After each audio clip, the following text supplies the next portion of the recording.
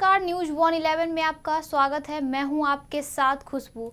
पूर्व सांसद व जन अधिकार पार्टी के प्रमुख पप्पू यादव ने केंद्र सरकार पर निशाना साधा है। चीन में निर्मित सामानों का भारत में जिस तरीके से धड़ल्ले से बेचा जा रहा है, उसको लेकर पप्पू यादव ने कहा कि केंद्र सरकार को भारत और चीन के बीच रिश्तों पर खुलकर बोलना चाहिए। सारे चीन में निर्मित सामानों की बिक्री पर रोक लगानी चाहिए। वहीं चीन में निर्मित मोबाइल फोन का प्रचार कर रहे भारतीय अभिनेता और क्रिकेटरों पर भी जमकर निशाना साधा है। साथ ही बीसीसीआई को भी नसीहत देते हुए आगे उन्होंने क्या कुछ कहा, जरा वो सुनिए। बिल्कुल साफ है कि बीसीसीआई हमेशा लूट सीसीआई रही है, वो लूटना चाहती है। कहीं ना कहीं बीजेपी और कुछ पूंजीपतियों का चीनी कंपनियों में बड़ा सांठगांठ है, जिसके चलते चाइनीज सामान को अभी तक न तो बैन लगाया गया और न ही एडवर्टाइजमेंट को रोका गया। प्रधानमंत्री नरेंद्र मोदी जी से है, एक तो आपने मान लिया 38,000 वर्ग किलोमीटर भारत का लगभग चाइना के अंडर में है, और आपने कह दी कि हमारी जमीन पर कोई कब्जा नहीं है। मतलब हमने चीन को और दुनिया को ये बता दिया कोई कब्जा नहीं है। तो सबसे पहला सवाल प्रधानमंत्री जी से है कि बीसीसीआई, जिसके अध्यक्ष अमित शाह जी के लड़के और अनुराग ठाकुर का परिवार और बीजेपी के लोग पूरे के पूरे बीसीसीआई में है, जिसका बीपो सारा का सारा एडवर्टाइजमेंट चाइनीज का बीसीसीआई के अंडर में है। दूसरा, अमिताभ बच्चन जी के केबीसी का पूरा एडवर्टाइजमेंट। क्या प्रधानमंत्री जी आपकी आईटी सेल सोशल मीडिया पर सिर्फ फेक काम करेगी, या भारत के साथ लगभग 200 कंपनियों के साथ जो शेयर है 90% लगभग आपका पूरा का पूरा जितने भी बिजली दवाई है वह टोटल भारत सरकार को 90% चाइनीज कंपनियां के द्वारा आती है।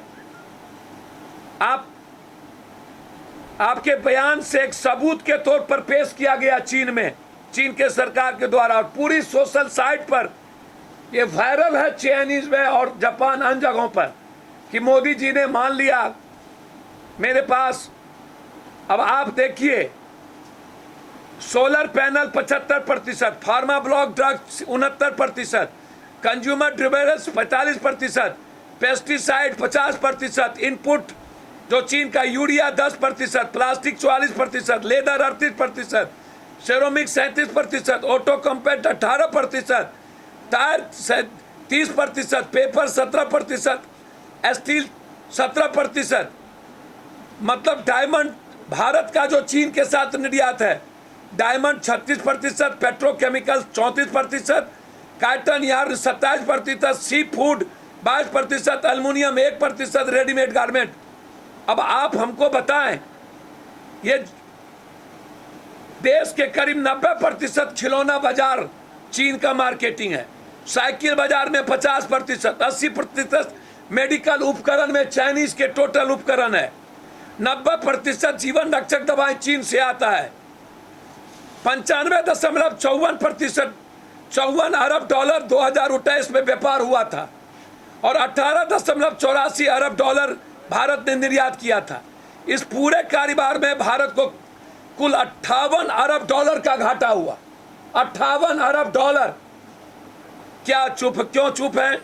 भारत की अलग कंपनियां में जो निवेश है 5.8 अरब डॉलर, जबकि भारत का चीन की कंपनियों में निवेश है 2019 के आखिरी में 0.98। क्या भारत सरकार एडवर्टाइजमेंट कंपनी को बैन करेगी बीसीसीआई पर? यदि और जो हीरो, वीवो, बीपो और बीसीसीआई, जिसको 8 दिन का मैं अल्टीमेटम देता हूं, मैं बीसीसीआई के खिलाफ कि एक इनकी मिली भगत है, इसके खिलाफ मैं सुप्रीम कोर्ट जाऊंगा। 8 दिनों के अंदर बीसीसीआई ने एडवर्टाइजमेंट नहीं रोका तो 8 दिनों के अंदर किसी भी परिस्थितियों में सुप्रीम कोर्ट का दरवाजा खटखटाएंगे। भारत में चाइनीज सामान सिर्फ बिहार के मुख्यमंत्री कल बयान दिए, फिर बाजार में चाइनीज सामान क्यों चल रहा है? क्यों आपने चाइनीज सामान पर बैन के लिए आपने घोषणा नहीं किया? जो बिक गया सो बिक गया।